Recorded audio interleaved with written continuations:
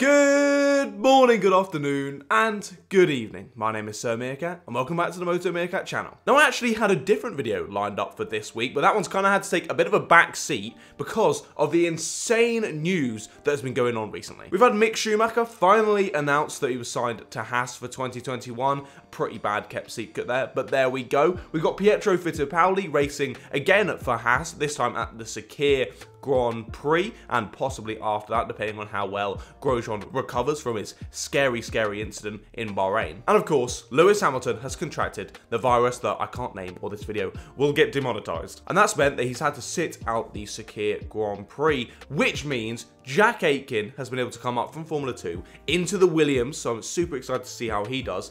And then, of course, George Russell moves up from Williams to the Mercedes car. Now, this is a massive opportunity for George, and I'm sure he's going to grab it with both hands and absolutely go for it. Because George has had quite a difficult time since he joined Formula 1 in 2018. He's been stuck with Williams, of course, the team that are usually right at the back. But, in my opinion, he's still shown just how quick he really is, out-qualifying Kubica at every round of both of the seasons where they were racing together. And so far this season, where he's had Latifi as his teammate, he's out-qualified him every time as well. But this amazing record that George has could be challenged at the Grand Prix this weekend in Bahrain, because now he'll have Mr. Valtteri Bottas as his teammate. Definitely a better driver than Latifi, I think we can all say. Because if George does manage to have a really good performance, then it could mean huge amounts of knock-on effects to the rest of the grid and to Formula 1 as a whole. So that's what I'm going to be talking about today.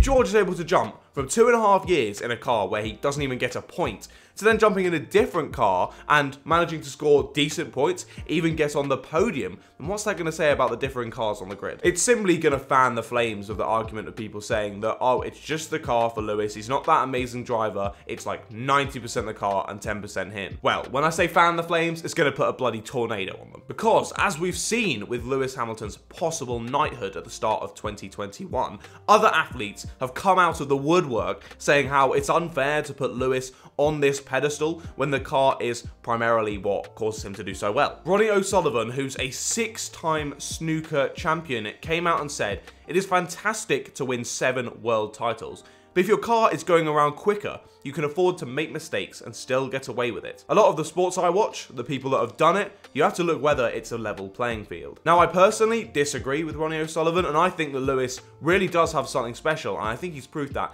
time and time again. All we need to look at is a few rounds ago in Turkey, to be quite honest, where he managed to win his 7th world title, and he could have done it pretty easily over Bottas. He didn't have to get him any points to clinch it, but instead, he came from 6th on the grid to win by like 20-25 seconds in horrible conditions where other people were binning it, crashing left, right and centre, especially his teammate Bottas. It was just amazing to watch. But as we all know, that Mercedes car is pretty damn good as well. Why do you think other teams have decided to copy it? I'm looking at you, Daddy Stroll. So with George being able to end his points drought with Mercedes this weekend, this will show that realistically, any driver on the grid has the capability of doing well when they're in the best car, which, I mean, does make a lot of sense. But all this is really going to mean is there's going to be a whole lot of arguing on Twitter, so I'm sure we can all get behind that. Woohoo!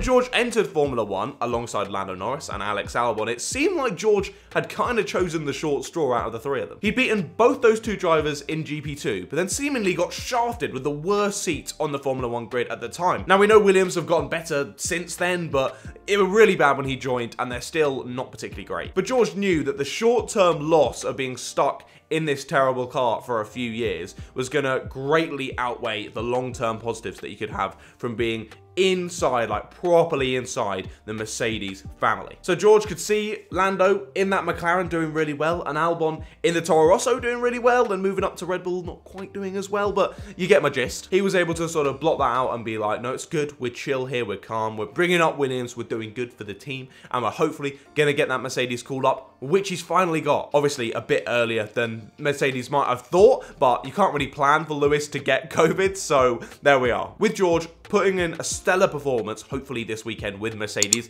it firstly shows that Valtteri is no longer really needed at the team in the future. Don't get me wrong, Valtteri is an incredible driver, really enjoys his porridge, does a decent job on track, because he's currently very, very useful to Mercedes as Lewis's right-hand man. But no matter how much porridge he does eat, over a season, I just don't think he's going to really compare to Lewis, and I don't think he's going to be particularly happy with being a right-hand man to George, so not sure how that dynamic will work. Now, seats are supposed to be set for 2021, basically, although we have seen some teams going against previous agreements and signing new people.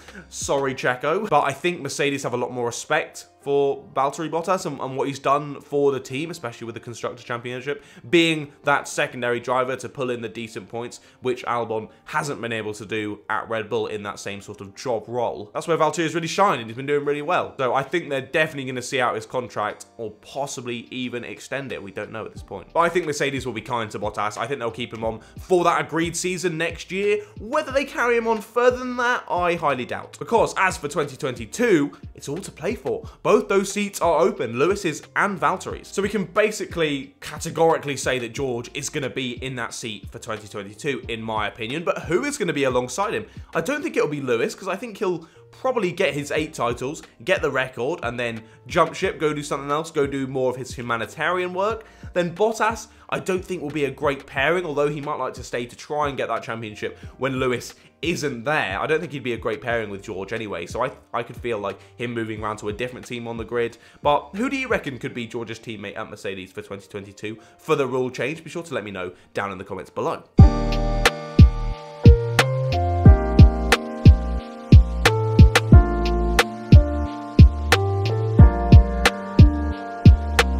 As I said at the start of the video, even though Russell has been so dominant over his teammates for the whole time he's been in Formula 1, people still don't really give him the credit that I think he deserves. Because I genuinely think that he's one of the best drivers on the grid. No cap. But as people are very stubborn, a top performance in Bahrain probably won't be enough to make the doubters do a full 180. But it's a step in the right direction for George, definitely. His slightly stagnant F1 career is actually finally beginning to move forwards to what he's wanting to achieve, same as the rest of the world drivers, winning the World Championship. This sort of kickstart in his career will hopefully show to the people that are doubting him that he really can do it when the pressure's on. He can step up to the mark. He can adapt when necessary. I mean, moving from the worst team, arguably on the grid, to the best team in a weekend is some serious adaptation to make. And I also think that he's going to show he can dominate. In whatever team he's in, he can really bring the fight to his teammates. So I'm super interested, as I said, to see the vibe that is going on between George and Valtteri. But these are all things I believed of George ever since he joined Formula 1. I guess it just takes some people a little bit longer to realise. Also, I do know that Formula 1 drivers are paid quite the handsome wage, but comparatively, George really isn't paid that much at the Williams job when you compare it to sort of Lando and Alex, his fellow rookies for 2018, who are both in much better seats. Be sure to click the pop-up banner right now if you want to know more about the specific driver salaries for 2020. So hopefully moving from the worst team to the best team will probably mean a significant increase in George's wage when it does happen, which will probably mean a whole lot more topless photos and a whole lot more photos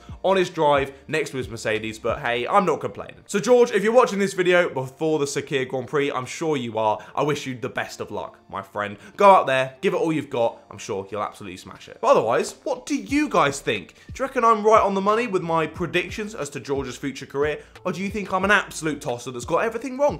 Whatever your opinion, I love to hear them, so be sure to let me know down in the comments below, and let's have some debate around the topic, but always keep it respectful and don't be a manus. That's not my saying, you can't say that, I just did. But thank you all so much for watching today's video. If you did enjoy it, be sure to drop a little like on it down below. Do really appreciate that, and also subscribe to the Moto Meerkat channel as well, because I make motorsport content super frequently that you're not going to want to miss. But otherwise, again, thank you all for watching, and I'll see all of you meerkats later. Goodbye, guys.